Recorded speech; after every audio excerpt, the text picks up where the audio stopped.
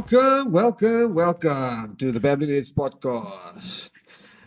We have a very special guest today. Very special guest. But yeah, I'm Perspektif. We've got Shaq here. We've got Nantal here as well. And our special guest today is a guy that has been there for a while on the house scene. A guy that has played the game by his rules, nobody else's. A guy that speaks his mind, a guy that is also is an independent label owner. Has released independent music here and overseas, if I'm not mistaken. With no further ado, we have the esteemed Erefaan Pearce. Hi, how's it, guys? That was a good introduction. Yeah, so where do we start with you, man? You've got a lot. Like you were in hip hop in the beginning. You were a hip hop head. You're still a hip hop head, Okay, so and you delved into house. I will always say it always starts in Mitchell's Plain. Yeah, It's the most important thing. I literally wrote an album about where I grew up because it's super important. I think a lot of times your circumstance and the timing and the period, how you grew up and where you grew up, and also where you are from a timeline point of view in your life, it's super important. So I was born in the CBD, like a lot of people from my generation was born in '77. Group Areas Act obviously did its thing, kicked my family out from the 6-6. My grandmother moved to Lavender Hill. We stayed there with her for a while. My memory is a bit fuzzy because I don't remember much up till the age of, well, I don't have memories to the age of 3. After that, I can tell you things. But prior to obviously being a kid, you don't remember much. It's very fuzzy. You just hear things. I did primary school in Lavendale. I can't remember. I think it was Green something in Lavendale somewhere. Anyways, at that stage, Lavendale is and was what it is today. It's poor neighborhood. It had its issues, gangster and violent stuff. My mom at that stage applied for government housing, and my mom landed on the list, and I think so I was born in '77. I would say 83, 84, we moved to Mitchell's Plain. Initially, we were supposed to move to Lindegeer, but there was no geezers in those houses. Oh, okay. Yeah, so those early houses had no geezers. Yeah. So, but then the houses in Tafels had geezers. Now, remember one thing, the geezers was like, wow, Yeah. new tech. Back then, everybody, you had a wasbak and you heated a pot of water, put in a buck, and that's how you took a bath or threw the hot water into a bath. Yeah, I was my family in Belleville South with the toilet was outside. Like I mean, that was how houses were back in the day. Yeah, so we moved to Tafels.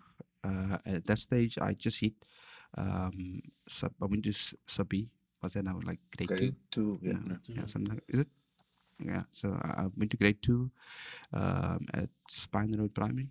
Okay. No. Is it Spine Road Primary? I think so. I'm not sure. Littlewood. That's what the school's called. okay. Littlewood Primary. I remember that. At this stage, there was no high school in Tafelsel. In that stage, there wasn't much of Tafelsel. There was just a lot of sand. Okay. By the time we moved into our home, there was no grass, no vegetation, no fencing. It was a house on a plot, and there was sand, lots of sand. Yeah. I was there the day they dropped our lawn off. Yeah. I think I was playing outside, and then that same day they put our fences on, which is those wooden poles. That I don't know if there was old pictures of Mitchell's Plain around, you'd see those pictures. That's kind of how life started for me, and at that stage, I mean, Mitchell's Plain was a massive upgrade for us as colored people because it was new. Yeah. Yeah. The one thing I do remember distinctly as a child was like a lot of things running down, not well looked after, that sort of thing. I saw a picture of town centre in the 70s, no? Yeah. No, but Town Center was new. Town Center was It new. was- Brand it new. looked dope, but the problem was it just wasn't maintained all the time. No, for sure. But specifically, more reaching out by the time I got born and I was brought in the world. Remember, I ran into fourth, fifth generation housing type thing. You know what I mean? These houses have been around for a minute. Those courts have been around for a minute. When we moved to my granny, it's clear my granny's been there for a while because those courts never look new. So my granny lived in Parkin Court in Lavendale. So those courts look well worn, like they've been around for a minute. Yeah. So it was just amazing to move to Mitchell at that time, and it was just, everything was brand new. And I literally watched so many amazing things happening. I mean, we just came out of the disco era, and hip hop was born. Yeah. We had And the I mean, Prince. you grew up in the Mecca basically, because Yeah. that's where hip hop started. Yeah. So I mean, For us. I always maintain that to a large degree that when it comes to hip hop in South Africa, that Cape Town was the birthplace for it as far as South Africa is concerned. I might be I stand under correction. I'm not sure, but the I think that's how we all- timeline matches up to what my memory is. I think, even though from a narrative point of view, it doesn't seem like it. So I understand the point I'm trying to make about this. Why I'm saying this is that Mitchell's Plain has always been a place of innovation, Yeah. It has been. and Groundbreaking. innovation came out of necessity. We did what we needed to do. I mean, I listened to a bit of rap music in the early 80s, not much. And I mean, you know, you had the Fresh Prince and LL Cool J's, and maybe the second other year, which was allowed on our radio stations back then, because censorship was still a big thing. So I am and will always be an apartheid baby. Yeah. And I'll talk more about that later. Yeah. Because that's super important. So we had a lot of censorship obviously in place, and I remember seeing a guy called Jamo Yeah. for the first time in my entire life. At this stage, he was already a teenager, and I was much younger, obviously. But I used to see his pieces in under the bridge in near the town center, and I was like, oh my god, oh my fucking god, this is so amazing. Like this is like, wow, I want to do this. Yeah. And I mean, that's kind of like how my interest in hip hop started. And obviously, classically, a lot of us got turned on to b-boying and all the other stuff and other facets through movies like Beat Street and so forth. You know what I mean? Yeah. So that was a massive turning point for me. And I lived in Mitchell's Plain till I was about 17 years old with my folks. Till I got stabbed, actually. You know, that's another story. I won't get into that really. Yeah. My mom had enough at that stage. She was planning to move anyways. I mean, yeah, my mom's always been an entrepreneur. I can't emphasize the importance of my mom's psyche What do you? on not just me but the family in general. Because I always maintain when I discuss my family and myself and stuff and why it's important for in particular context when I'm discussing certain things that like don't diminish your achievements, especially as a man of color. Like, I mean, oh no, because generally the story we get handed is like work hard and you achieve stuff. But I mean, that's a misnomer for me because like, yo, the hardest working people I know are poor people. They are picking up your dirt, they're packing your bags, they're cleaning your gardens, they are putting bricks to build your houses, and so forth and so forth. So you're telling me what's wrong with this picture over here. So when one of us does manage to do something that's remarkable, because I mean it's a long journey to move from Tafelsig, which essentially became a ghetto. Because what happened when we moved in there initially, it was nice, brand new, everything was lovely, and then slowly but surely we had people moving in from other areas like Bonteville and so forth. But now we had 3 or 4 generations under one roof in a house that was meant to house maybe one family, like a two-person family. Because those houses, at least our houses, was like 3-bedroom.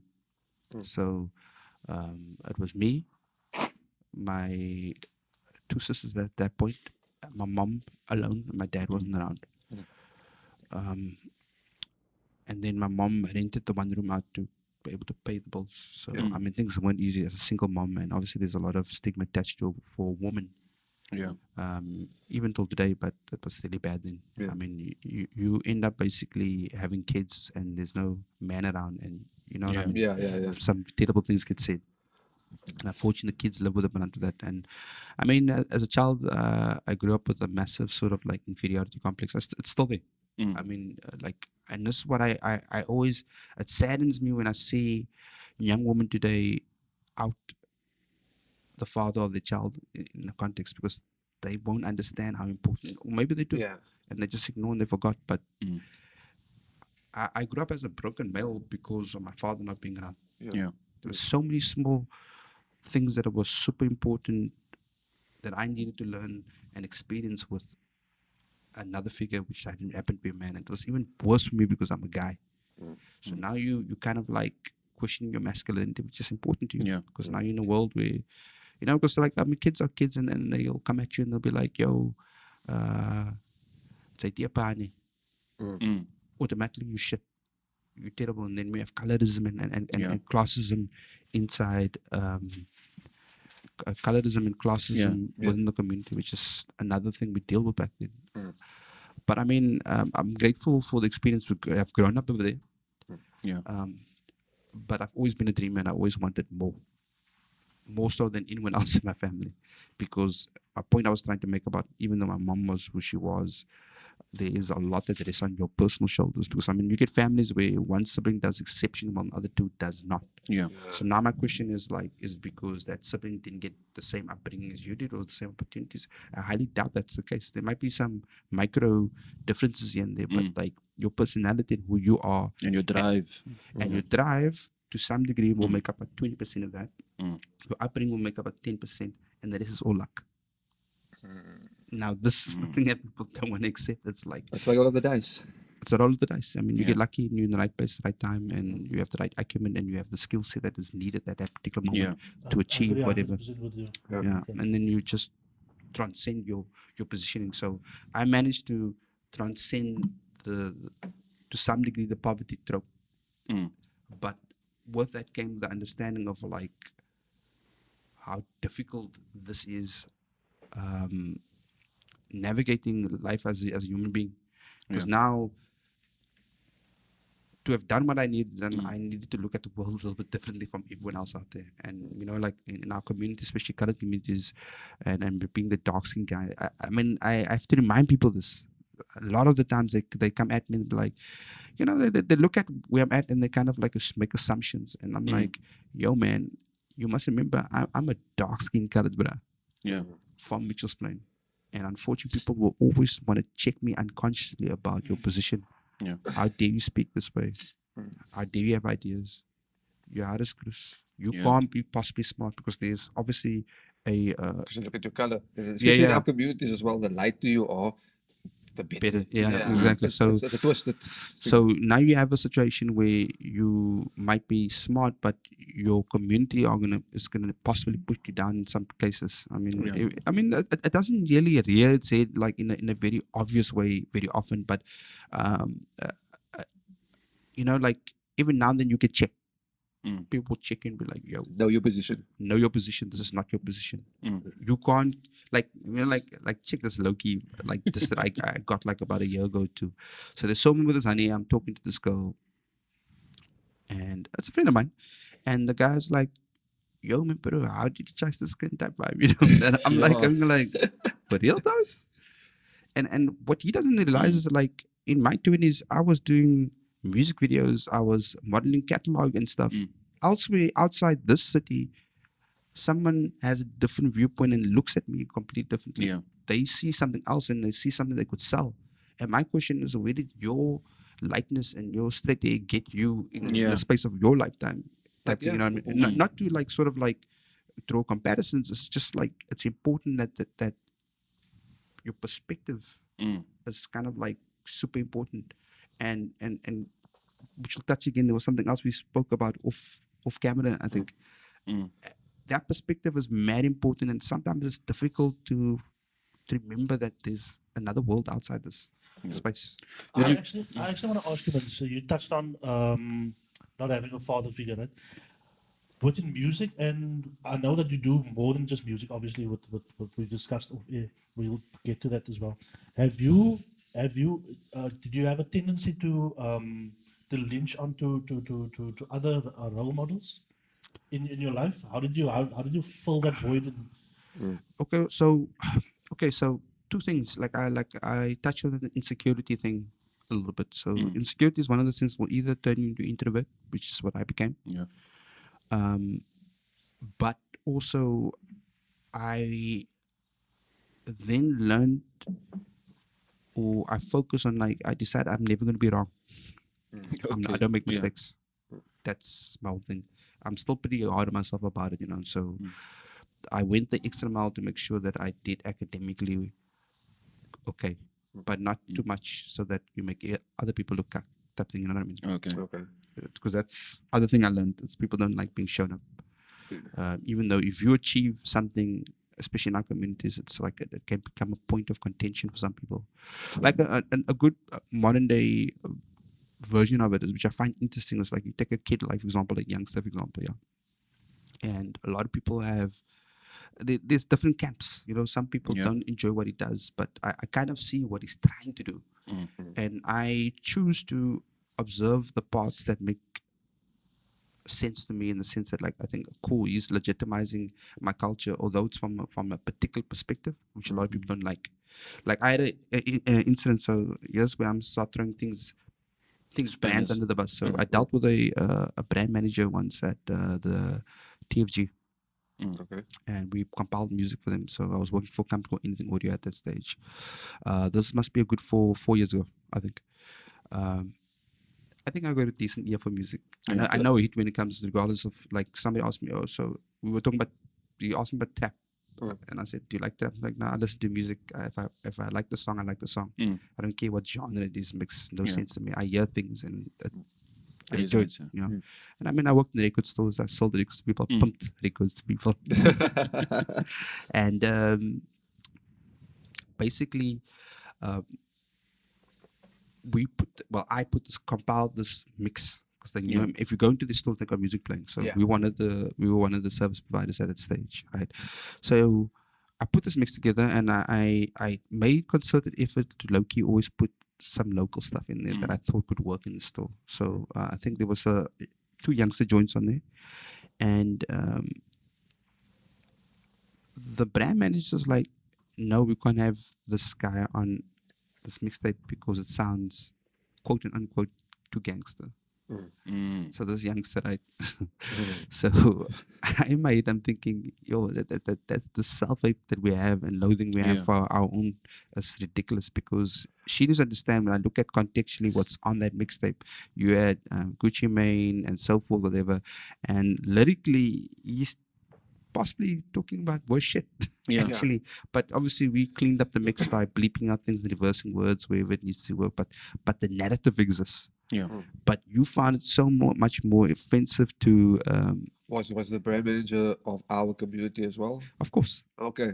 Absolutely. Absolutely. It was a young lady, actually. One thing I'll give TFG props for, I've never seen so many young women in positions of. Not, I wouldn't say power, but they were the management, you know, which is nice. I think most of the people in that building are women, actually. Okay. So that's great.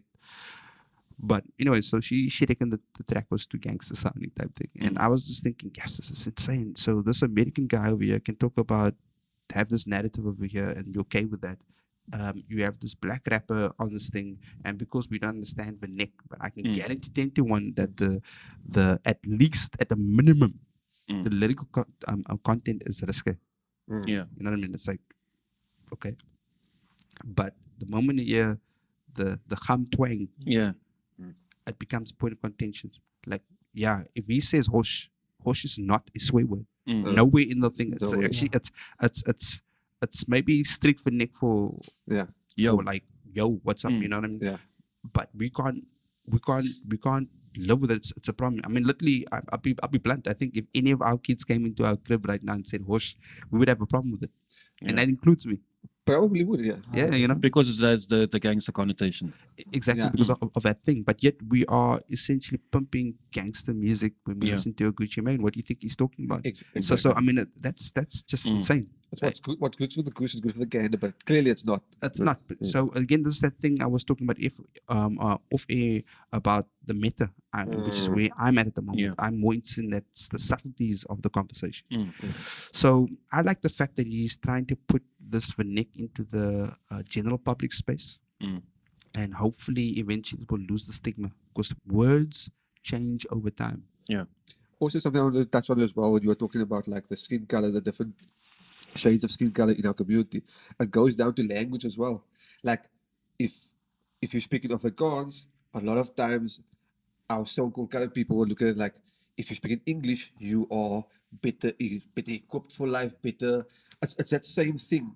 So now with the language now, with the vernacular that's been put out there, it's like, oh, you can't speak like that. You're supposed to speak properly. I think like Emil also alluded to that a lot. It's like, why can't we just speak in our own accent? Why can't we use our own words? Why must we try to be like something else that we're not? That's a very The Afrikaans and English, that's just what my opinion. What I've I mean, noticed. even within that space, I mean, who's Afrikaans and what Afrikaans are we talking about here? That's another thing as Because well. I mean, like, Caps, yeah. what? Yeah, but even then, it's like, I mean, I remember going to Pentec studying the graphic design, right? I think it was 97, possibly 96, and ironically, I met Emil's brother there. Actually, we were studying together. And I met the guy from Kells River. His name is Alroy. Funniest little short guy I've ever met in my entire life. Such a cool guy. But what I realized immediately was this guy's slang was so different from what I was used to. And over time, I started noticing that depending where you're from in Cape Town, as a colored person, the vernac changes. Yeah. So it can either become a little bit more bougie, or it can become a little bit more hood. Now, another observation which people don't make, maybe possibly, and I can be corrected, I might be wrong. Observation I made at the time is I found that people in the north, the colored people in the north, were way better off than the people in the south. It's a little bit debatable now because I'm from the north. No, dog, trust me. Like when I say, like when I talk about the south, I'm talking about Nova Park. You don't have a northern equivalent of a Nova Park or Mitchell's Plain type situation. This is what I'm talking about, which I found quite interesting. And also then it gets more interesting. But then again, like now recently, the Kaifontein police station has one of the highest murder rates, like third or fourth. But now you must remember this. So but like yeah, even per It's taken a capita, while to get there. it's still even though that's an area we have the Nova Parks, we have the Pontivals, there's a hell of a lot. It's Lavender Hills. prevalence actually normal. Yeah. So, and also I would say, I know correction, that I would probably surmise there's more poverty on the south side of Cape Town than there is in the north. And then another other observation, which is quite trippy. So, and I don't know if there's a correlation and stuff. I found that there are way more educated colored people in the north than there are in the south. And then another observation, the amount of light-skinned colored folk I met in the north versus the amount of light people. Like, I mean, I don't expect to see a light-skinned colored person in Mitchell's Plain. It's unusual. Like, if any of you guys were to walk around in Mitchell's Plain, you guys stick out like a sore thumb. Yeah, exactly. You know what I mean? Like, literally, my colors and maybe a couple of shades lighter is the norm where I'm from, in Mitchell's Plain specifically, which is like a trip. I've never really thought about that, but it's true. Like I can even correlate that to Canada. Yeah. So it's the same. It's the same mentality. This is, the but same mentality, but the same thing. But now this is where it gets even more fucked up. So we have these kind of racial divides, but there's a dynamic, there's a financial a narrative been established around colored lines as well. Yeah. So which means that a lot of these dark-skinned colored folk don't have money, bro. Like on the real, not to say that light-skinned colored people do, but in terms of like the poverty situation, I would imagine it's probably higher in that end than it is on, say, for example, in the north, which is a trip. I mean, like something like I observed, like I went to Pentec, okay, so I get there and then there were a couple of kids who had cars, and then quite a few of them had slightly more privileged situation. The guy would have a BMW, even though it's a box shape, but still he had a car. Yeah. I knew nobody in Tafelsel that had a car. Nobody, none of my friends, zero, nux. But yeah, there was one bra out of a group of 10 friends who had a car.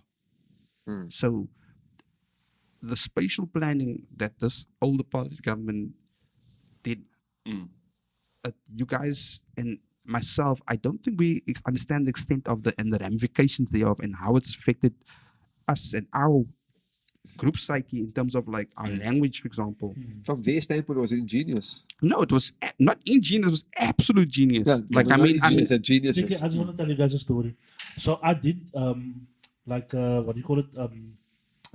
They call it shadowing at in radio, where say there's an outside broadcast somewhere else, and I need to do the buttons Yeah. outside. Anyway, so something went wrong, but my voice is never supposed to go over the air because I'm supposed to talk to the presenter. Yes, right? yes. Something went wrong, and I went over the air. So I'm explaining this, what happened, whatever, to this one DJ. I'm not going to mention his name. So the first thing he asked me, he said, did you speak Afrikaans?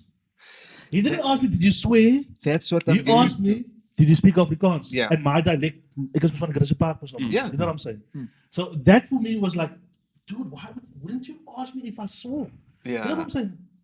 And that's what I was trying to make the point of the languages is like, I just see when I'm within certain circles, and it's like, oh, you speak English, you're probably better off than Afrikaans. Like this is in the Afrikaans and English. No, I don't disagree with you at all. Yeah. But what I was just trying to You illustrate also- is you get- it's just like the complexity Yes. of the conversation we're having. And I mean, this is just me touching Yeah, small little Yeah. observations. exactly. I mean, I've spent a lot of time thinking about it, and I'm just like, it's a trip.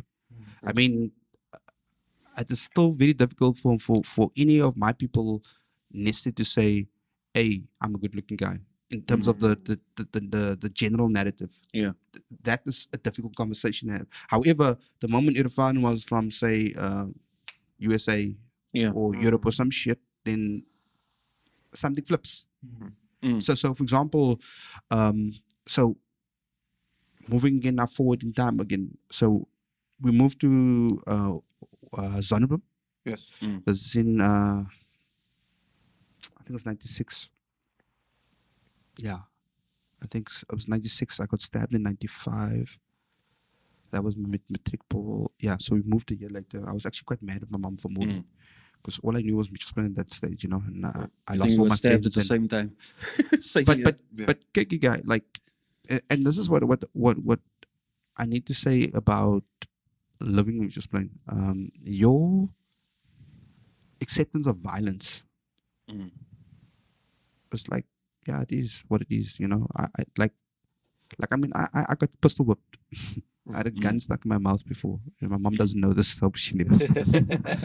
You understand when things happen, but it doesn't bother me. Like, I mean, literally, you've been in a situation, and then a guy will wave a gun at you, and you either, as they would say, pop, or You stand fast. or you stand fast and you say, "Wat gaan ze doen? Wat gaan ze nou maak? Wie is dit? Wat gaan ze maak?" Because in my head, I always bank on the fact, Kiki, if anybody was going to shoot me, I would have been shot already. You don't see it coming. Yeah. There's never there's very little gunplay, you know, but they're going to move you around and then they're going to shoot you off France and whatever Yeah. the story is, and that's that, you know. So it didn't faze me that I got stabbed. I was like, hey, shit, hey, fuck, I earned my stripes now. I'm now, you know, I got stabbed and I got story to tell and I survived it. Yeah. Great stuff. I mean, years later, I think, yeah, fuck, I nearly died over a pair of sneakers. Which is a trip. I mean, like now, I'd be like, get the fuck out of with that shit. I would, Yeah. yo, that's not a trade-off. So just so that I have street kid, but there's also the other side of that coin was that you're trying hard to not be effeminated in that community, because if you are going to be a target. Yeah. And For the you will rest get of your picked- life, yeah, you're gonna get picked on, you're gonna get robbed, you're gonna get mugged, Mm. you will be disrespected and so forth. And I mean, and the funny thing is, in areas where when young men don't have any power in terms of economic power, the only thing we have is our reputation, Yeah. and we'll do whatever to protect that reputation. Yep. Like literally, we'll be like, say, we can't cuss, right? Yeah. We're literally gonna go like, Fuck yeah. say, can you for a post fatty? Yeah. Type thing, you know what I mean? Yeah. That is our saying, and that has so many levels of, like, I'm saying a lot of things when I'm saying that. I'm just not Yeah. simply saying whatever. And ironically enough, for all the sort of like gender-based violence we have in our community, I don't even know if it's that much, but anyways, it exists. I mean, Yeah. we've all seen that at one level or the other in our communities. Even though there's all of that, none of us sitting on this table is ever gonna have anybody talk shit about our mom. Yeah. Hell no. Yeah, So that's, there's Definitely this not. juxtaposition where like young males are disrespecting women on some degree or some level. That's a complex situation. Again, we'll talk about the meta on that. Yeah. But at the same time, we will protect our mom's sort of like integrity and name Yeah. publicly to death.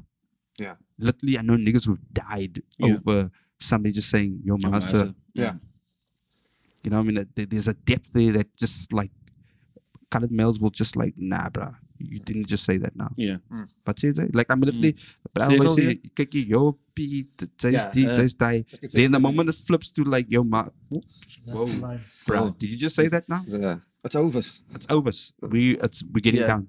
You know, I mean, I had two triggers basically. One is like you took and crap my mom, especially because of my insecurity, and the other one was like if you touch me, Yeah. then I'm gonna break you off, or try to at least. Then I'm gonna hurt you. You know, but because of that situation, as an adult, I really dislike losing my temper. I haven't, thank God, in a very long time, because two things happen when I get mad. My brain switches off, which is the most valuable thing to me. I don't make rational decisions, I just act. I can be super impulsive. At least the brain stops me from being that guy. I would have been like in another place altogether if I had permitted that side of my personality to take over. And you know, yeah, but I mean, I'm grateful at the end of it all that we got out of there and I got to get to move to the city and so forth. You know. Okay, cool. And then, yeah, you were obviously now on your own after that. I think you. Okay, now that's another complex situation. So we moved to the city to Zonnebloem with my mom, right, because of the stabbing type thing. So I lived with my mom for about a year and a half, and then because of some personal stuff, I moved out. Not moved, I actually ran away. Oh, okay. That's what happened. I was hanging out in Long Street quite a bit at this stage, and I was still studying, and I was working on the Grand Parade at the flipping burgers at my friend Yasser's place, right? Okay. So I met a lot of people and so forth, and then I was, you know, like Long Street at that stage was basically what Kloof Street is right now. You know, a lot of white kids, and it was a different world altogether. So I got exposed to a lot more there from a cultural point of view, because now these people were way more willing to accept the arty side of me. Whereas in my neighborhood, like I'm not going to tell you that I'm into art or poetry and all that stuff because I'll have me for a push fight. Yeah. Exactly. And we don't talk about that. So hanging out in the street, I got a lot of acceptance, learned a lot. I met the Afrikaans boy from Bloem, and he had an apartment in Long Street, and somebody moved out.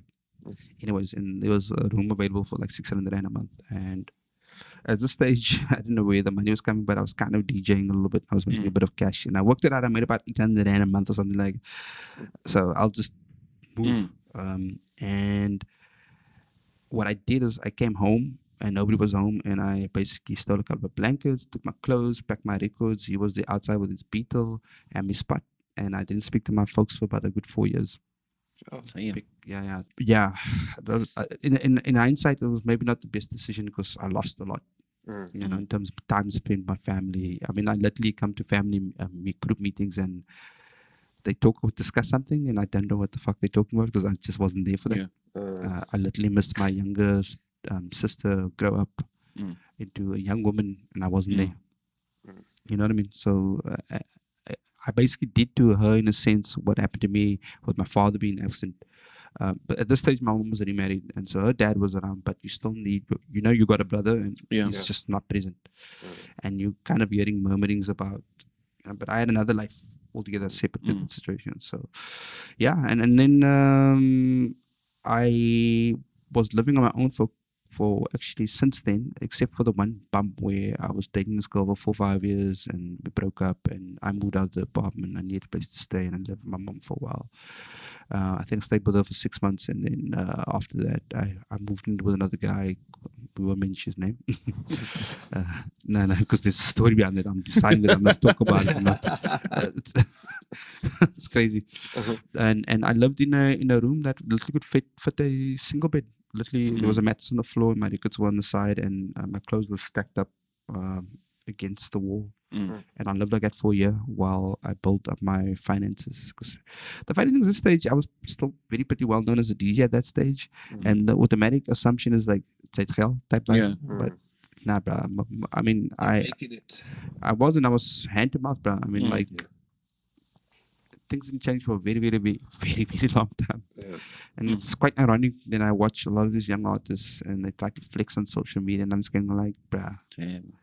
Like, I mean, like I literally told one of the guys I was mentoring, I was like, my dream has always been to see you guys do much better than I ever did.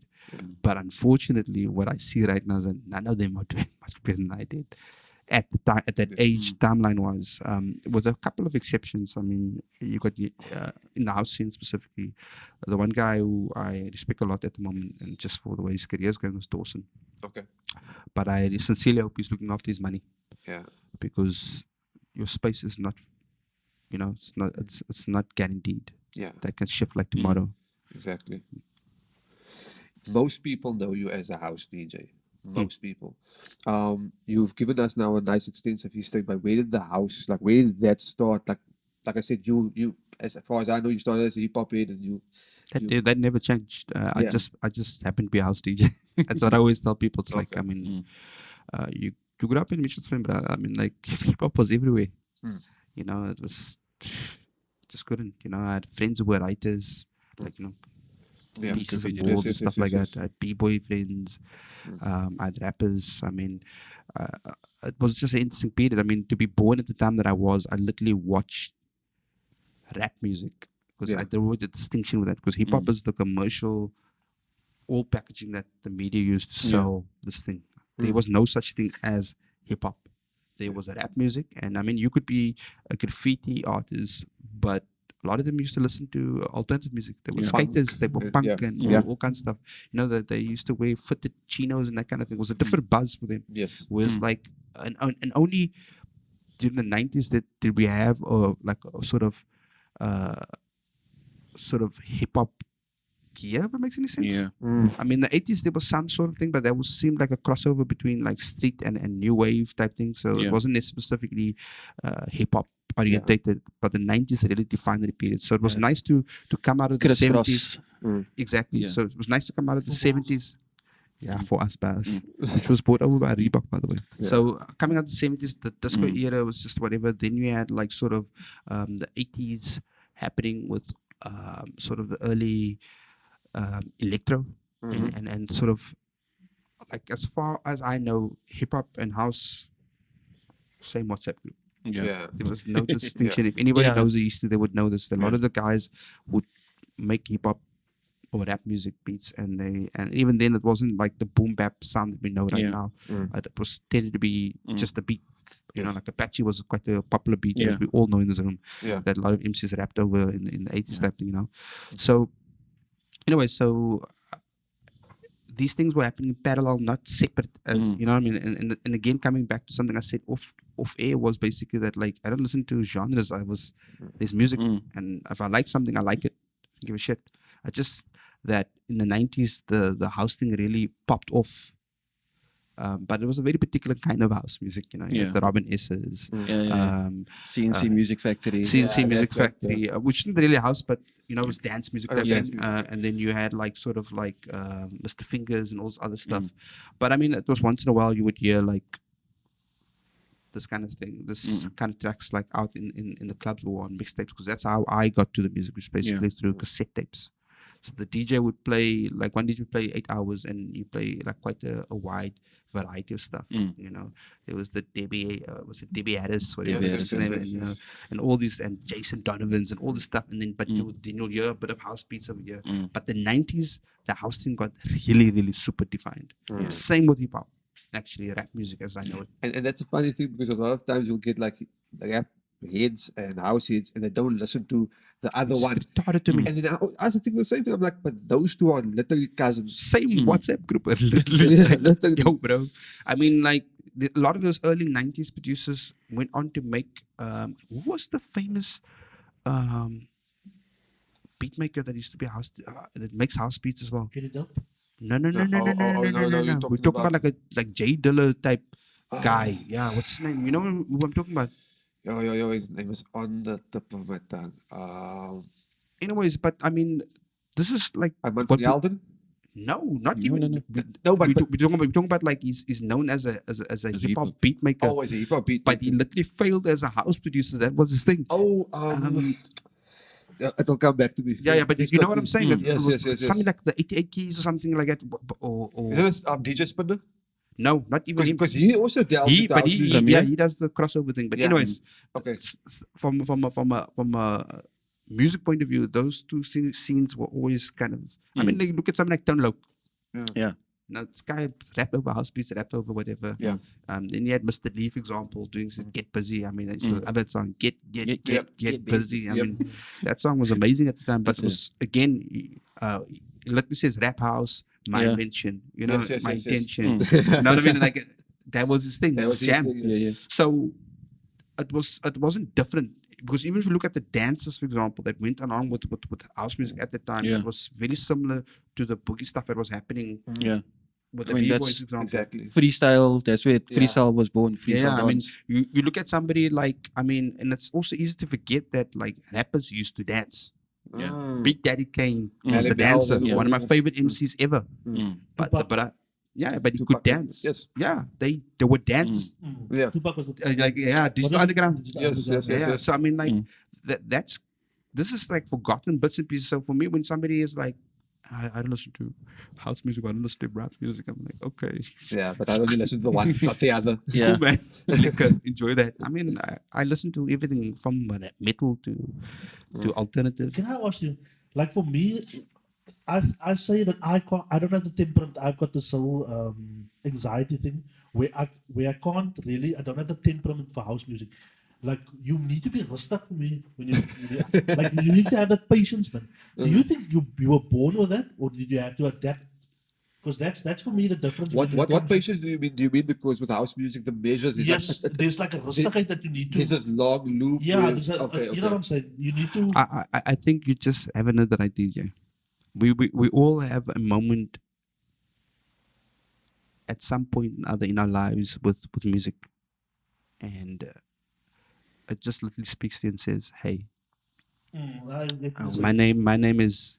I mean, I literally, I can guarantee each one of you guys can tell me that track that made you like literally just fall in love with hip hop, down to the T, like bam. You know what I mean? There were obviously like tracks in between that, but just like for example, I'll lay it down for me.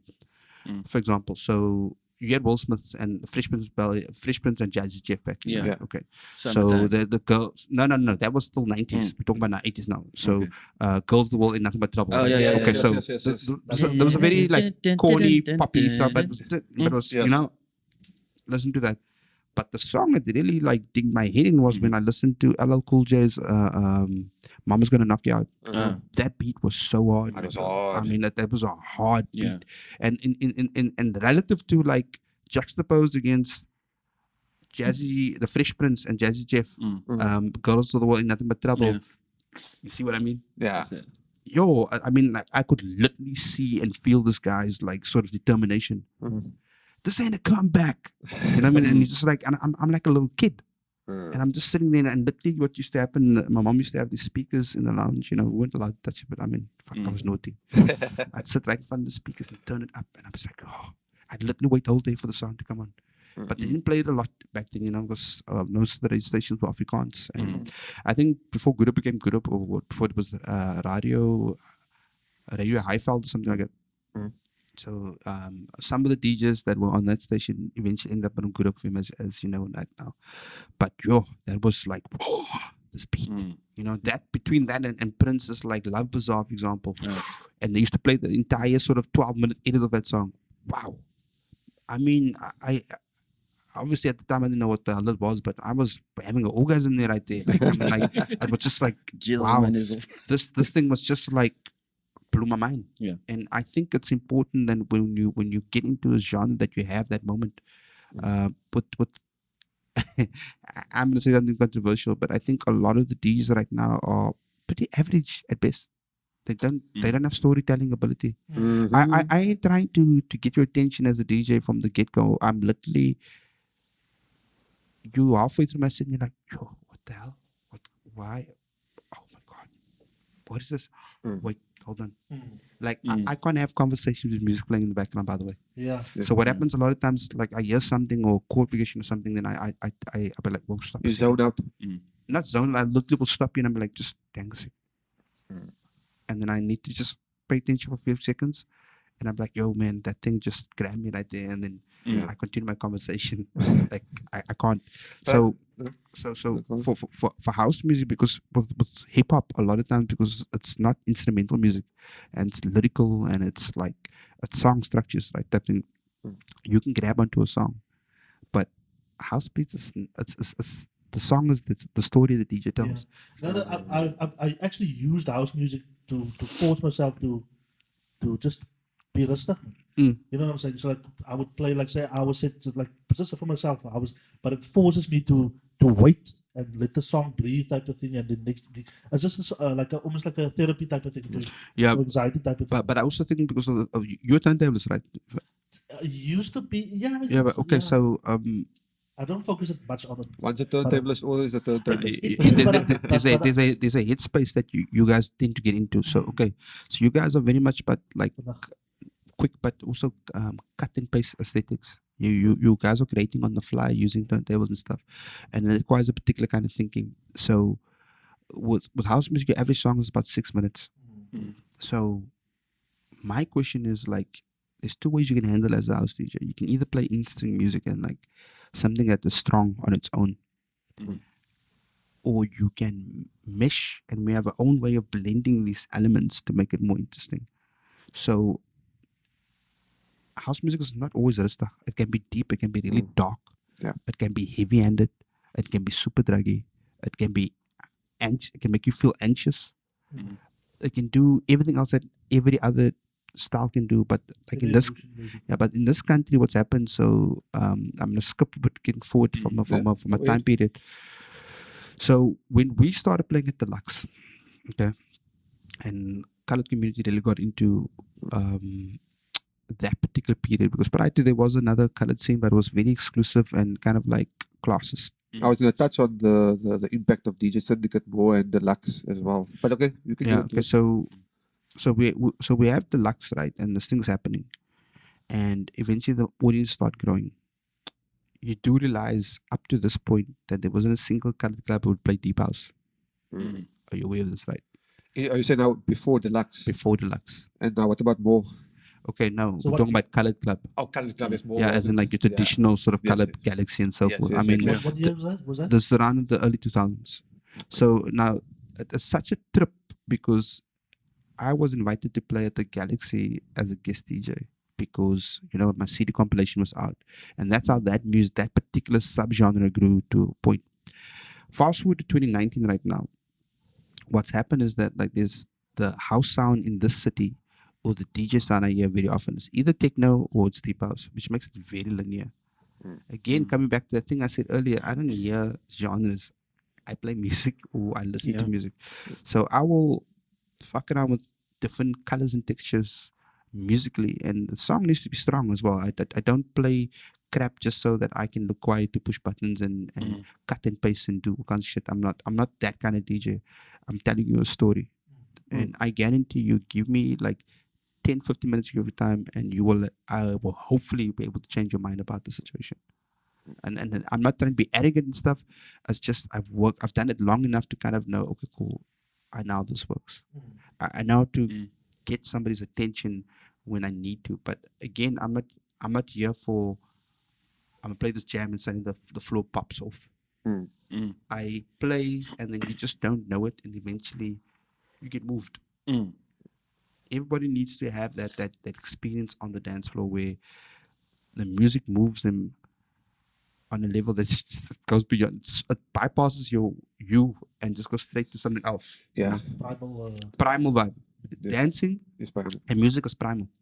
Like I was speaking to somebody now in the week, and I was also saying that, you know what, there's one thing that I enjoy about a good house event or house party is the fact that you lose yourself in the music. Like, I'm a hip hop head through and through, but I've never felt that vibe when you are on a dance floor and the DJ is taking you somewhere else. It's just like you lose your mind. It's a different aesthetic because, like, I mean, the rap music again has its own appeal for me. I love the raw, can do energy that hip hop has. I mean, like so coming back to the thing again. So let's talk about a little bit, very briefly about mumble rap and why it's possibly popular.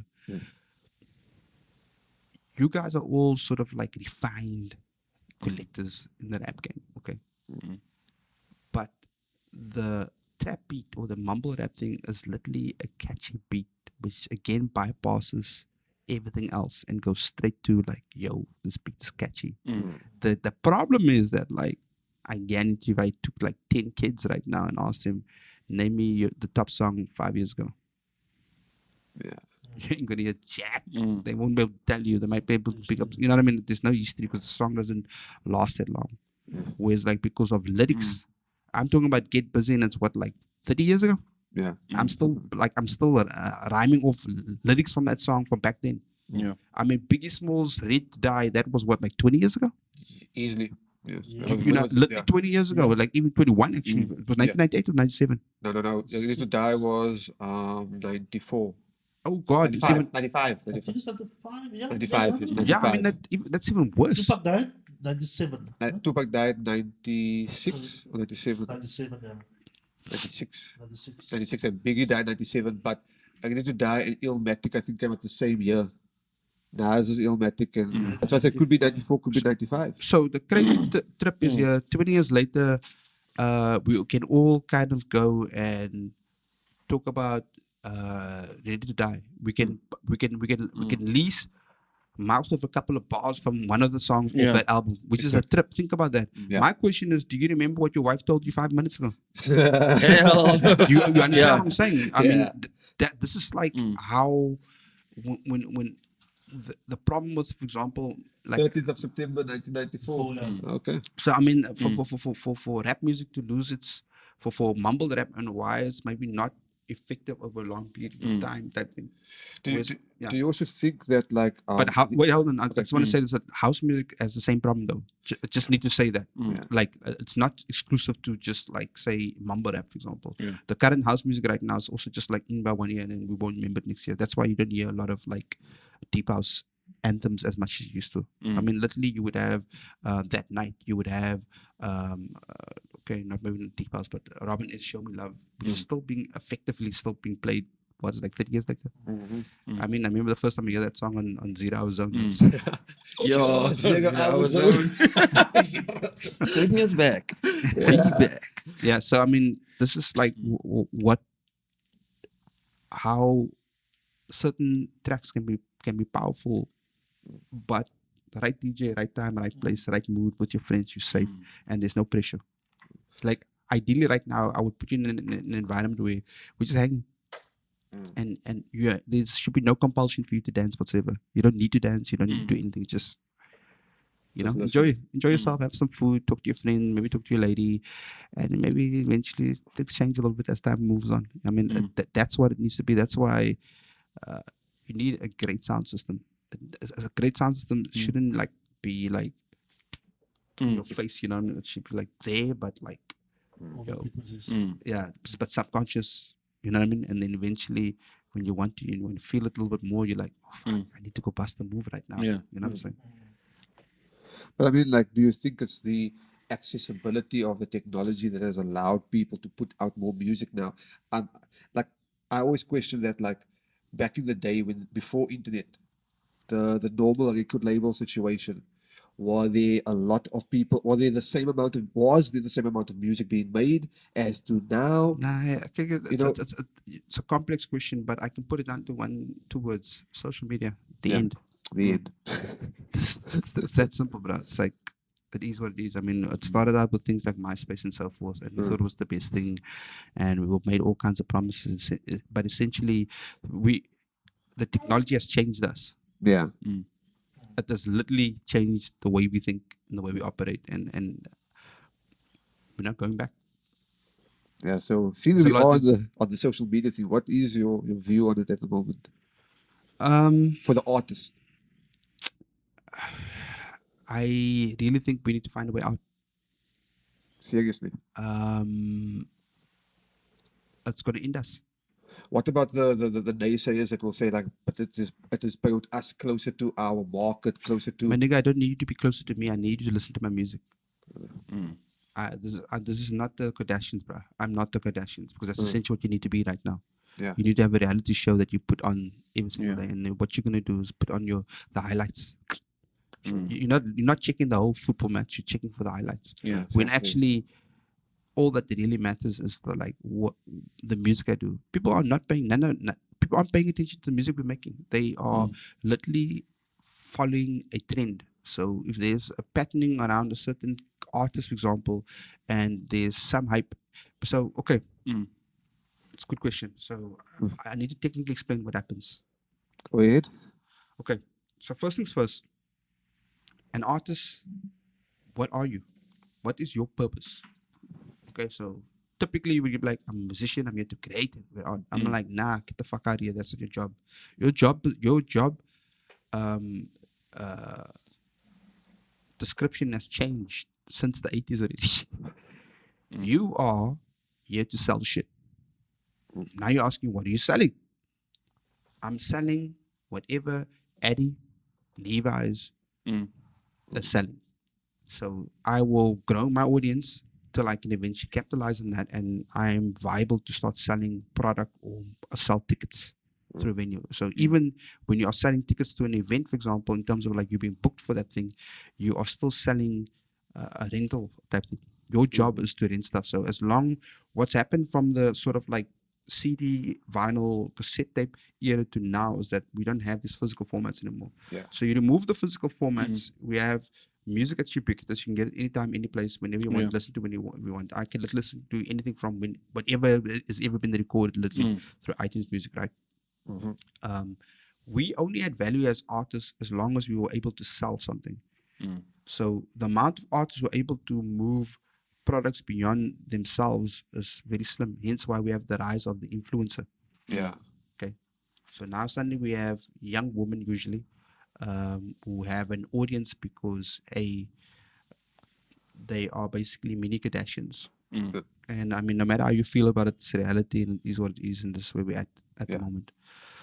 So you're now competing with young women who's fine as fuck, usually provocative posts, whichever way it might be, the social commentary or whatever. I mean, I've never seen, for example, I don't see very prevalent, for example, locally at least, any young woman or male who is getting a lot of audience because they are doing woke shit, quote unquote. You know what I mean? They're not like socially conscious type thing. It's literally, oh, look at my new thing. I'm at the beach, selfie, blah blah blah.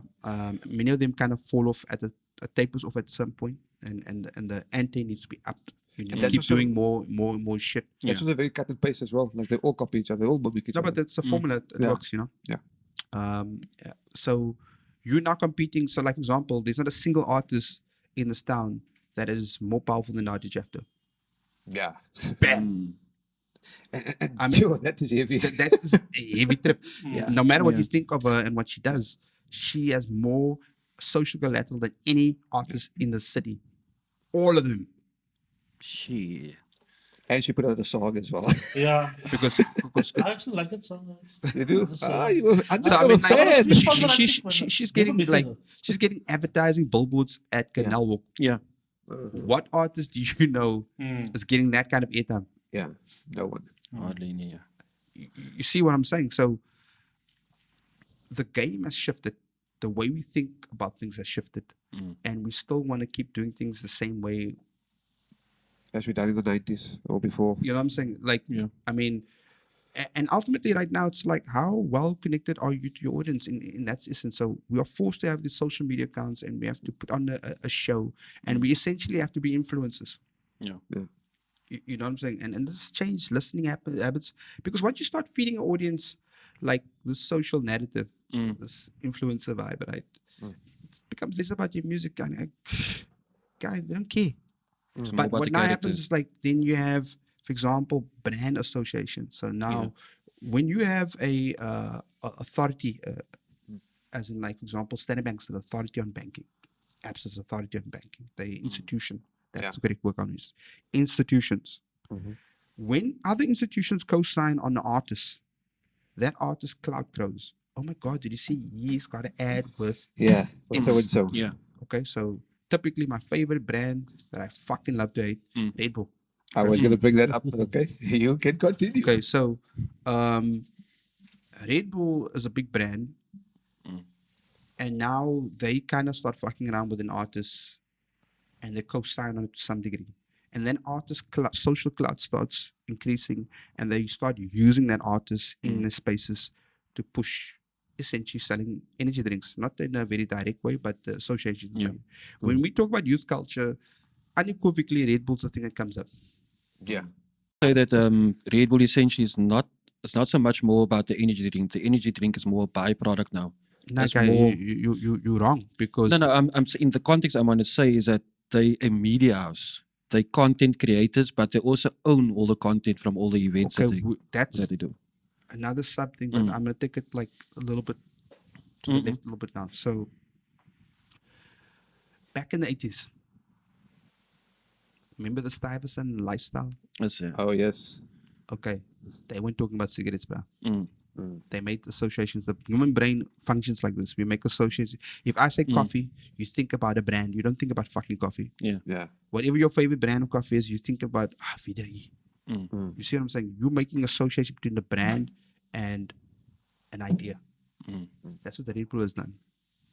Yes, they are still very much selling energy drinks. But if you are talking about BC10 Red Bull, you're talking about like 3-style DJ Yeah. Cup Red Bull. You're thinking about like cutting edge artist Red Bull. They're selling you a lifestyle. Yeah. And essentially it's like they're making, it's like, you know, as simple as, remember when we used to make like word associations on primary school or kindergarten? And they'll be like, red. Ding. You recognize that as red. That's what advertising has done. It's now gone and said, okay, I'm going to associate this product with an idea. And that's the most powerful thing. Yeah. And how they have done it is what you said. Yeah. That's the vehicle. However, understand very carefully what my beef for the Red Bull is. Red Bull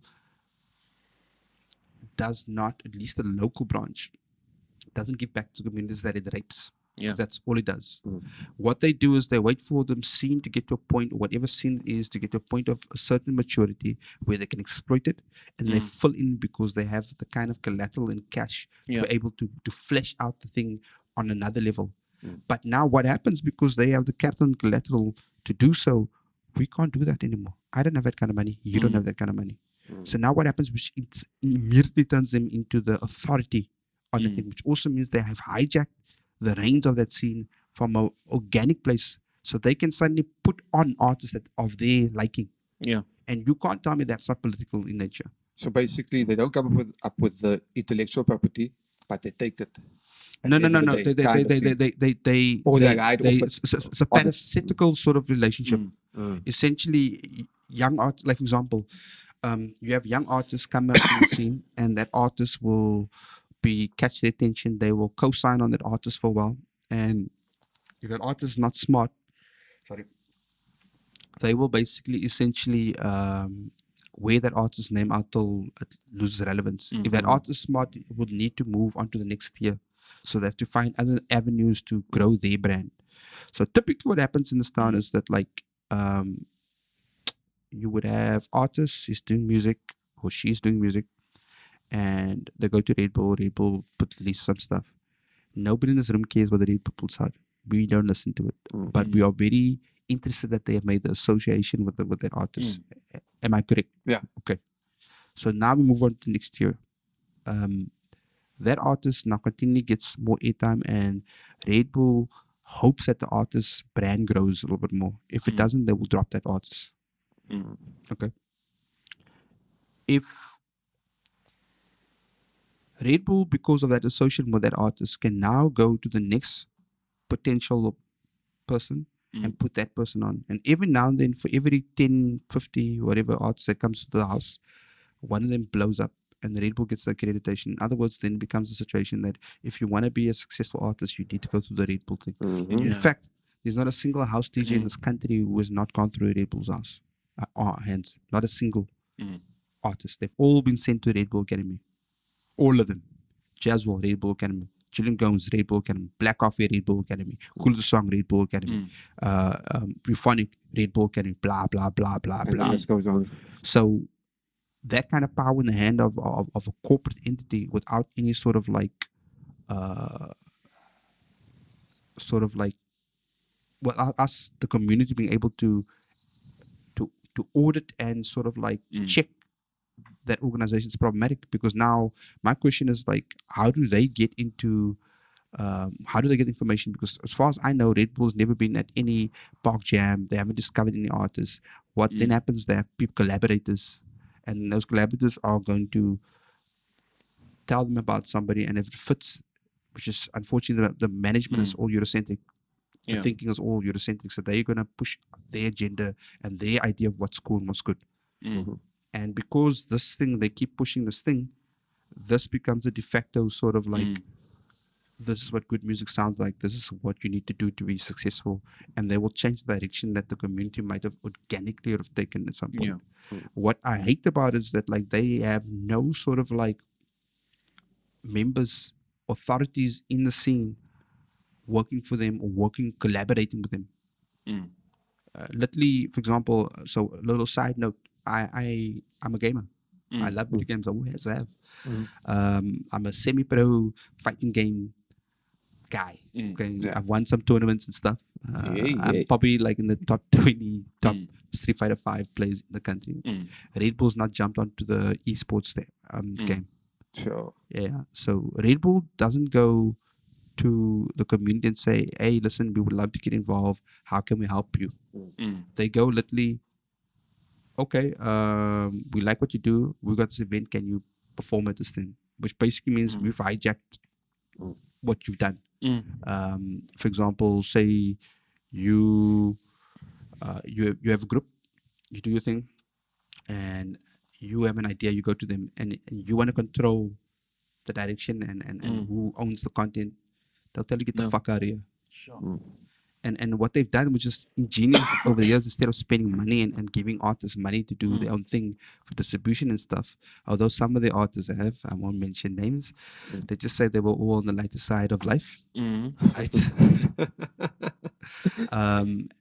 We massive amounts of money was given to them, and I mean literally, if we had to audit, like for example, something like Cape Town Electronic Music Festival, and we look at sort of the kind of money being spent there, I guarantee you 10 to 1, and they can argue, they can take me, if they see this, you're welcome, prove me wrong. I guarantee 10 to 1 that black and brown artists are getting paid the least. Okay, so the whole festival's wrapped around that. Yeah. So my thing is like, what the fuck? But then they also get to decide which one of us, which black and brown artists Gets that gets position. that. Yeah. And when Red Bull books that artist, those artists will probably be on the lineup for every other White Run festival in the city for the rest of the year, because those guys are not coming to the Colour Jewel, they're not coming to the Cassie. And eventually and essentially our audiences go from like necessarily being brown or black to predominantly white, which means we have to adjust. And funny enough, one of their own staff members is also a DJ. The guy is running the B-boy section for Red Bull. Which Ivan Tunjan. No, He's also okay, so Ivan is the culture manager who the used to culture be. manager. Okay, I had a meeting with Ivan. Okay, so I asked him once, what is your job? He couldn't tell me. Okay. I'll explain to you what I think his job is. His job is to make sure that the culture, Red Bull culture, remains prevalent in the marketplace. In other words, making sure that this brand stays relevant in the space and youth culture, because they can't sell Red Bulls to people like us. At least I'm 42. I don't know about the rest of the ages here. You guys might be in your 30s at least. Late 30s. Yeah, Early so 40s. me and you 43. gulping down cans of Red Bull every single day is probably going to kill us. Yeah. Literally. Okay, so they have to go after the youth, young kids, teenagers, that sort of thing.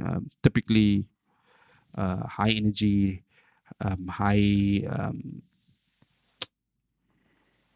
high-end sport, not high-end sports, what's called extreme sports type thing, skateboarding, da-da-da-da. So this is the whole thing. So in other words, Red Bull gives you kind of that edge. So it's like basically like steroids for legal steroids for artists and stuff, So you're gonna go on stage. Yeah, I'm very pulsed, I had a long night last night. I was playing a gig till 4 o'clock. Yep. Play the next gig. Do my thing, and I rocked it, Yeah. So I have got a very antagonistic perception of Red Bull, and I've spoken quite at length publicly about it. Although the broader community has never really supported it publicly. Always Yeah, run because to, obviously they're worried about what can Red Bull break me off. Yeah. no, but Can't they they all- in careers. Yeah. They legit in careers. Tell me, is there any like blowback from that? Like I- from the brand itself and from the community? How do the your fellow DJs view you after you post and stuff like that? Okay, so oh wow, now you're asking me like an intense question. Long story short, I pretty much don't have a DJ career in Cape Town anymore. I don't give a shit though. It's like whatever. I've got a business and I got a kid now, which I just was born about a year ago. You know, so Congratulations. thank you, thank you, thank you. She's the best thing ever. Yeah, now Shout outs to August. we see that on social media. And I essentially feel very much abandoned by the broader community. But also, I mean, listen, I've never had really the best reputation in the community. I mean, they've always, I always get the sense that people always see me as this arrogant guy, opinionated, blah, blah, blah. And I mean, like, okay, guy, it's fine. If that's how you see me, then fine. I've done a lot of things behind the scenes that I don't talk about, and I'll keep it that way. You know what I mean? For the good of other people and the scene. So for them, it's like, no, speaking him is difficult, is for kak type thing, you know what I mean? I think they feel van himself. Colorism. Yeah. Bro, I mean, like, my thing is like, I might actually have a valid point. I might just actually not think the way you do, but I'm allowed to have an opinion that does not align with yours without being a dick. Exactly. You understand what I'm saying? But just because I don't comply with your like, example, Do you find that the scene is very much like that, like Kumbaya? Like if you're not singing the No, Kumbaya no. song with them, then you are the outsider? well, to some degree, but that's enforced by the brands. So essentially, you need to align yourself with the narrative because people don't want bad press in the dance scene. Okay, or any scene for that matter. So you'll get abandoned real fucking quick. Like people just don't want to fuck with you. Like, I mean, literally, I barely get gigs at the moment. Do you think do you think it's the brands pushing back, or the Or the gatekeepers? personality, the different personalities? From my point of view, I can tell you, like when we did the first few episodes, I started not directly, but I could feel Okay, shade. like, when The vibes is you not the get the same. vibe, man. Yeah, no, okay, yeah, I think ultimately at the bottom of it all, Or and I mean, can I just add on to that? Do you feel that whether it's the house scene or just the entertainment scene in Cape Town, do you feel that people don't feel like either they don't feel like it or they don't know how to push the envelope? nah, okay, wait. So What's the difference let's stop between- all that talk. Actually, just crash that talk. Because Okay. that is relative. Okay, you know what I mean? Like, I mean, if you're coming from the hood and you have a keyboard that you push the envelope, but in the greater scheme of things, you didn't push shit because plenty of other kids have. Yes. You know what I mean? Okay. This is ultimately a money thing. Okay. This economics at play. So if you so they've had this experiment, you've probably seen this before, where essentially they got like rats in a cage, and when the rats perform a certain task, there's a reward. Yeah. Same fucking shit. Same WhatsApp group. No. Listen, human beings need to understand that we can be trained and we can be forced to operate. If you push certain levers in the right place, you'll have a result. So if corporate stops booking you, then you're gonna go ask, why am I not getting booked? And you look around and see what the other brothers doing. Okay, that's what they're doing. I'm gonna do that now.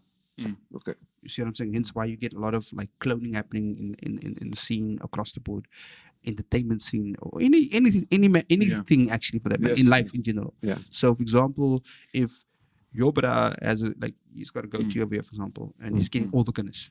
Yeah. Bro, I must start a goatee now. Yeah. Because I also want to chase all the goodness. Mhm. So it's just That's- human nature. The side works. Yeah. So when corporates like Red Bull action certain things, you will get a tangible response in the real world. Also, people are going to try and kind of ostracize you a little bit because they don't want to be. I don't want to. What do they call it? I don't catch none of those. I don't catch none of that flames. You know what I mean? They don't want to Yes, yes. burn with you Yeah. because that's essentially. You know, like By association. yeah, burn notice. We disassociate, disavow this agent of any da da da da. We have nothing to do with this motherfucker. Yeah. Essentially, what's happened to me about 5 years ago, actually, where I went on a bit of a sort of like okay, I'm hurtful now. There is tangible racist and prejudicial behavior in the scene by generally white and run institutions inside Cape Town entertainment scene, and I just had enough. And it wasn't an attack per se; it was just like, okay, listen, observation, and when you talk about it, can we fucking sort this out? And understand this, that like, and this is very important. Like, I was doing all right. I could have shut the fuck up and continued being like the guy that I was. I could have still been the top honcho type guy, you know what I mean? Like, but it wasn't worth it for me because I just kept thinking, like, my bro, if I pass away tomorrow, would I be happy basically aligning myself with this kind of like thinking and this thing that is actually fundamentally fucking wrong? I mean, like, classic example, how the fuck does a Robbie Jansen die in poverty? Yeah. They've, I mean, I grew up on Robbie Jansen's Faster Up Island, played in my house. I still hear the music in my head, but he had nothing. Robbie Jansen didn't own a publishing house, didn't own a record label. I'm sure he sold records. I'm sure he made some money. There's not a single DJ in this entire city who what I would call is a kingmaker. I touch thing and you become the next in line. Red Bull can do that. I can't. You can't. You can't. You can't. Yeah. That's fucked. How can I not put on kids? How do I not have the power to do so?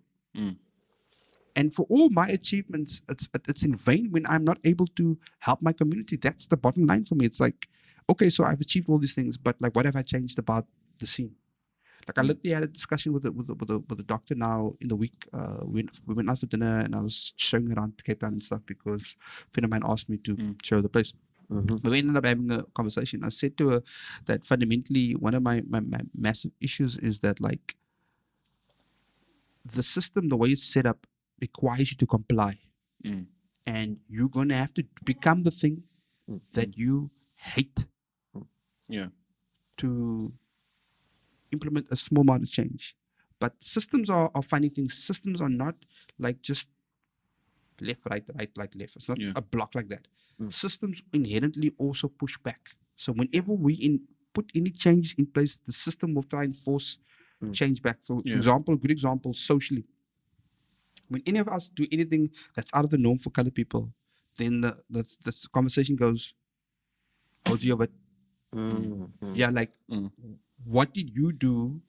How dare you do something that is not your pre-assigned position in life based on your skin color in our community? So, for example, like, I was called, what do they call it? Somebody called me arrogant. Oh no, was it arrogant? And I said, you know what arrogance means, the actual word. If you look up actually just call it up because people throw that word around like so often and it's used incorrectly. Talk about the etymology of No, not the root. That's what the actual definition means. Actually, I just want to show you something. Having or revealing an exaggerated sense of one's own importance and abilities. So my thing is, like, if you say you can scratch and somebody says you're arrogant, But you can prove the fact. but you do it. Yes. If I say I'm a dope DJ, he's such an arrogant guy. Based on what? Yeah. You know, like, I mean, you need to remove that. It's an extension on your thing. I'll show you how. I was going to ask you actually. Yes. Check it. We got the That genius is my here. point. No? What you the type of person that would help somebody and not mention it? Because that laptop, he actually helped me fix that laptop years ago, dude. You know what I'm saying? So when you say people think you're arrogant, I never thought it was my first encounter with you is the fact that you actually helped me with that thing. So I love helping people. without actually asking for anything. You didn't ask me for anything. You know what I'm saying? And also, like, I mean, my first encounter, like, I mean, I met you so Leighton. So I met Leighton first, and then I met you. And when I met Leighton, I obviously then met other people that would, like, give me like, oh, this is Leighton, this is Kasimis, and this is Erefaan. And then there would be a certain picture sketch. When I met you and we started hanging out, that picture like shattered because I was like, but that's not the person that I met that I know. Like, the first thing that I liked about him was like, he's to the point, he's straight to the point, and there's no bullshit. And that's what I like Like I like that when people like, even if it makes me feel a bit cut in that first few minutes, like, yeah, did he have to say that? But then you think to yourself like, but he's actually right. But my thing is like, if I ever said something to you and not No. told you how to fix it. No, you So for all, example, if I make a comment on something, I'm not gonna just say you shit.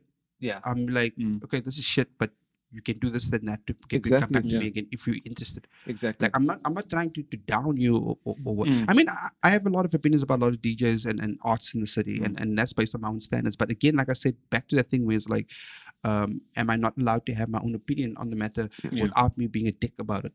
Like if I say to you that I think that's actually tangerine as opposed to like green, for example, what do you know what I mean? Like, And I feel we don't move forward as a culture or a scene when people can't actually verbalize or just give their own opinion.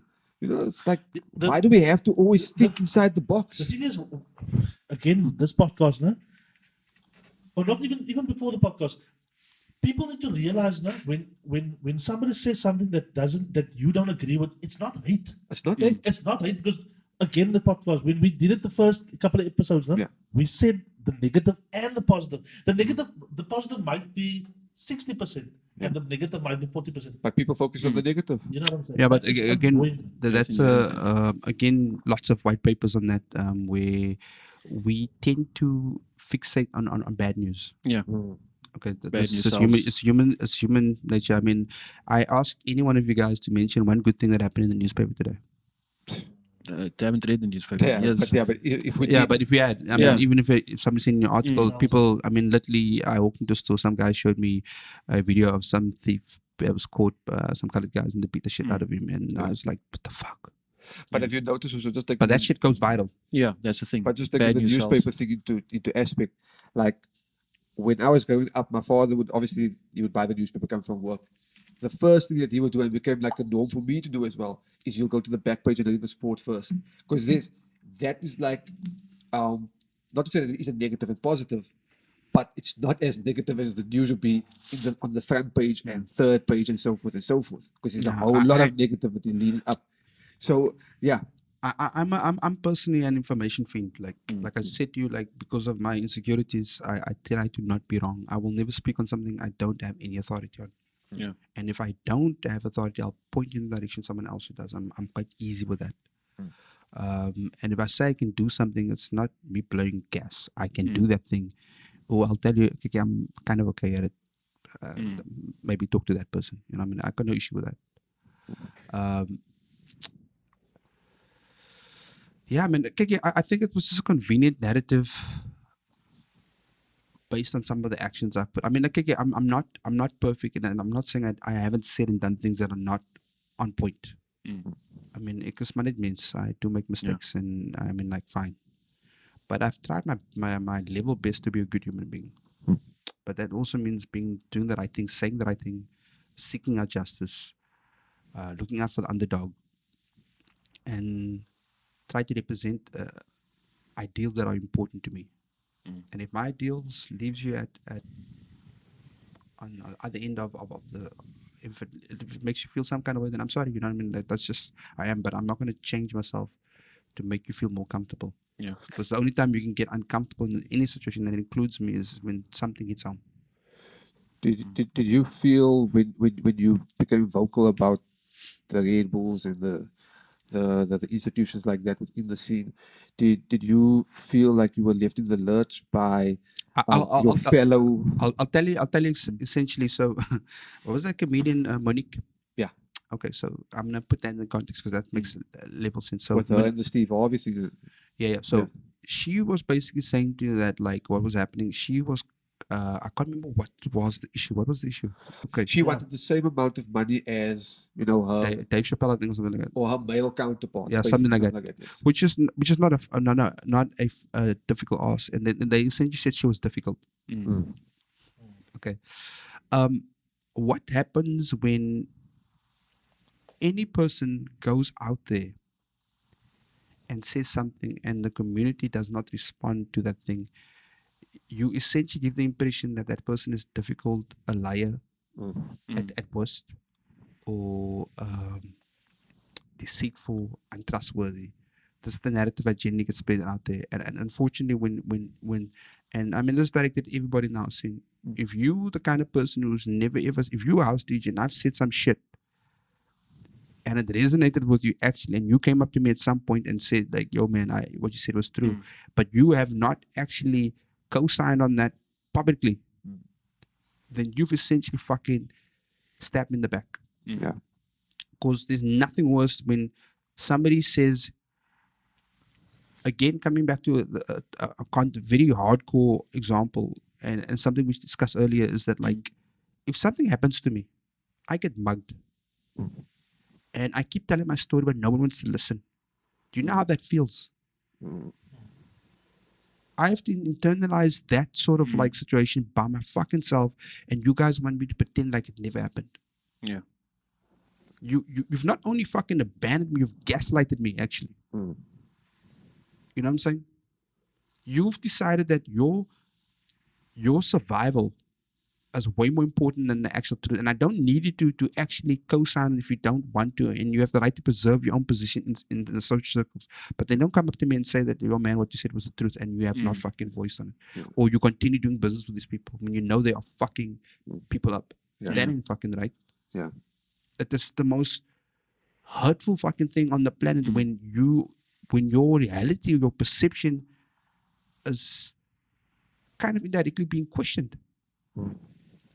Can you imagine? I mean, like you literally at some point go like, yo, maybe I was being too harsh. Maybe this wasn't real. Maybe it didn't happen. I mean, I'm all had that experience.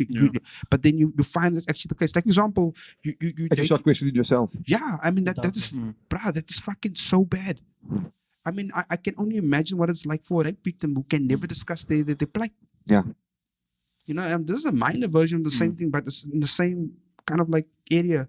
We need to be able to discuss, and we need our views to be acknowledged by the people around, especially when it pertains to a reality.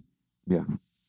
You know what I mean? So when you're working with people, especially partners, and you've had conversations and they essentially disavow you publicly some way because they're worried about what the fallout's going to be. But what they don't realize is if all of us actually stood and we had some solidarity, that thing would change. Nobody would get hurt. The brand wouldn't get hurt. Nobody's going to end Red Bull ever. Yeah. Now, if Red Bull ends because they made some bad moves on the stock market or fucking the CEO was That's actually their a fault. child molester, even then they'll just fire the motherfucker. The Yeah, brand just will carry replace. on a year later. They'll be aight. Yeah. They'll be fine. You know what I'm saying? Exactly. You know what I'm saying? So, yet because like understand something in this country, because of its racial history and sort of like the divide that was set up over the years, white people have no clue as to how their actions affect us. We've said that before. When they meet us, we accommodate them every fucking single time. Yeah. Every time. Every fucking single time. So they're getting the best version of us. Yo, The ones that speak okay, English I properly. touch on something of that. Yes, but continue. The ones who speak English perfectly, the ones who are educated, the ones who have who mimic their twang, their Coach narrative, Mitch, the ones who politically co-sign onto what they believe is important. The ones that look a little bit more like them as well. Not always, but It I used mean, to be, but not we anymore. echo The brown noses. we basically echo the sentiments.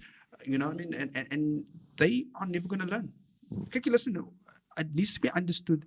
White people are just like us. In every fucking possible, permeable, any way we can actually fathom, they are exactly the same as us. And the same rules that apply to us apply to them. Yeah. They can only learn based on their experiences. And if we are not representing and living the version of us that's the real version, then nothing's going to change. Yeah. If we are not speaking to them without being accusatory, for example, and if we're not speaking to them about our plights and our issues, it's a problem. Now, in this city specifically, I can't speak for the rest of South Africa because I don't live there. Yeah. But in this city, in the entertainment industry, everybody at top is pretty much white. I don't know a single black man on top that does shit, except for now places like Kwais, for example, which is just doing phenomenally in the township. That's the only thing. But again, it's cut off from the greater scene. Yeah. Okay, and I'm gonna tell you now. Just remind me, I need to tell you about like why things are the way they are right now, or my theory on it. But my point is that like we have no authority, we have no agency in in the entertainment industry as people of color. We are the most populous group in Cape Town, yet none of us have any fucking power.